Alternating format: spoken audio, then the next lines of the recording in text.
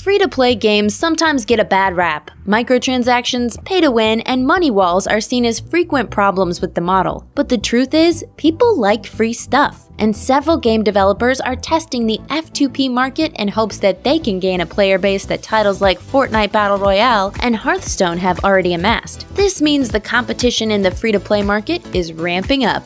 Let's take a look at some upcoming free-to-play games that you should keep an eye on. A modern take on a classic. Magic: The Gathering Arena is looking to bring the classic collectible card game to online gaming to compete with the likes of Hearthstone. This is not a watered-down version of Magic either. Wizards of the Coast has promised the full experience of the game and plans to release at least 1,000 new cards to the game every year. Obviously, the free-to-play version of Magic will see some serious changes to the way cards are obtained. Wizards of the Coast is still playing with how the in-game economy will work. The closed beta offers 8 card booster packs, some of which contain wild cards. These wild cards can be traded in for cards you need to complete the deck you are working on, which will hopefully allow more players to be competitive even if they are not spending a lot of money. Hunt down the perfect deck. Gwent, a full game spun from the side game in The Witcher 3 Wild Hunt, takes an interesting approach to the world of collectible card games. Every match is a best of 3, and units do not directly attack one another. Bluffing your opponent into overcommitting is an extremely viable strategy. If they use too many resources to try and win the first game, you can use powerful cards you held back to clean them out in the next 2.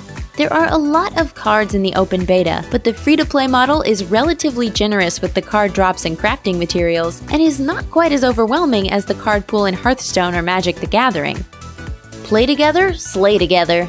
Announced in early 2017, Dauntless is the first game from development studio Phoenix Labs. Each player in this co-op action RPG is put in charge of a character called a Slayer. The planet has been overrun by gigantic beasts, and it's each Slayer's job to work together with their fellow players to hunt these creatures in order to protect humanity. If this sounds a lot like a free-to-play Monster Hunter world, that's because Dauntless draws heavy inspiration from that title, along with Dark Souls and World of Warcraft.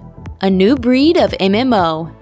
Developed by Bluehole, who brought us the insanely popular PlayerUnknown's Battlegrounds, Ascent Infinite Realm, or AIR, is a steampunk-inspired MMORPG that focuses less on grind and more on PvP realm battles. The trailer makes AIR look like absolute chaos, gigantic beasts, huge mecha battles, airship combat, and more. PC Games In reports that the level cap for Ascent Infinite Realm is set at 30, and it will take players about 30 hours of gameplay to reach that mark. Once there, however, the real game begins, with massive, objective-based multiplayer battles taking place on the ground and in the skies above. A simplified strategy classic.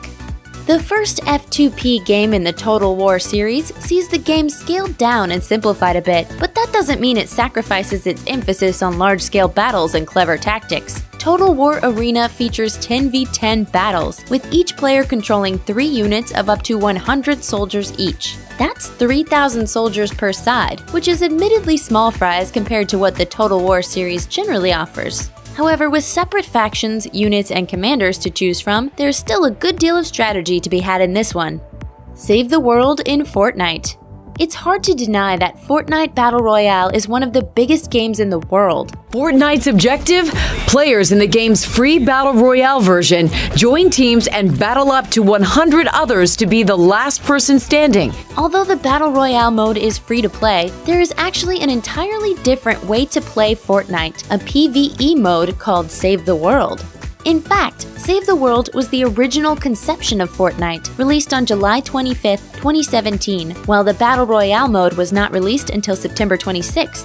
Fortnite Save the World is a PvE tower defense game that utilizes the same irreverent sense of humor and cartoonish look of the Battle Royale mode, but tasking the player with defending their fortresses against hordes of AI-controlled enemies. Fortnite Save the World is available to play right now, but for a cost. It's available when you load up Fortnite. However, Epic Games has said that they plan to release Save the World for free at some point in 2018. Thanks for watching! Click the SVG icon to subscribe to our YouTube channel. Plus, check out all this cool stuff we know you'll love too.